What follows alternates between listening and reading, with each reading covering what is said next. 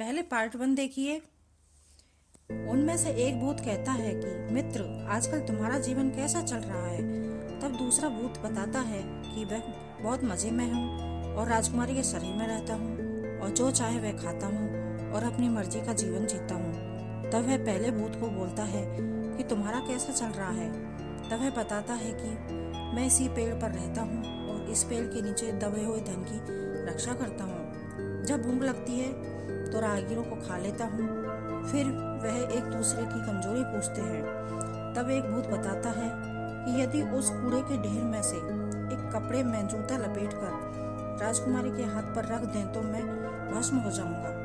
और दूसरा बताता है कि यदि इस पेड़ को बिना रुके ही एक बार में काट दिया जाए तो मुझे मुक्ति मिल जाएगी, अन्यथा मैं काटने वाले को ही खा जाऊंगा। इतने में ही सुबह हो जाती है और दोनों अदृश्य हो जाते हैं। अजय को एक युक्ति सूझती है और वह कूड़े के ढेर में से जूता और कपड़ा लेकर अपने थैले में डाल लेता है और राजमहल की तरफ चल देता है और राज्यसभा में जाकर खड़ा हो जाता है, जहां इस बात की चर्चा हो रही होती है कि राजकोष बिल्कुल खाली होने वाला है और राजकुमारी का इलाज कोई वैद्य नहीं कर पा रहा। राजा यह घोषणा करता है कि मैं जो राजकुमारी को ठीक करेगा मैं उसे उसका विवाह कर दूंगा।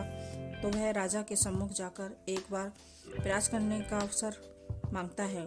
तो राजा हताश होकर उसे वह अवसर दे देता है। वह राजकुमारी के पास जाकर अपने थैले में से जूता निकालकर कपड़े में लपेटकर उसके हाथ में रख देता है और राजकुमारी के अंदर का भूत भस्म हो जाता है। राजा यह सब देखकर प्रसन्न हो जाता है। उसका विवाह राजकुमारी से कर देता है, परंतु राजा फिर भी उदास रहता है। अजय उससे उदासी का कारण पूछता है। वह बताता है कि राजकोष खाली है।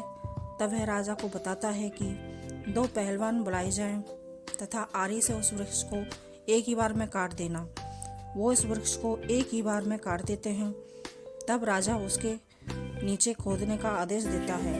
वहाँ उन्हें अपार धन मिलता है। राजा प्रसन्न होकर उसे आधा राज्य भी दे देता है। इस प्रकार उसका शौक पूरा होता है। सभी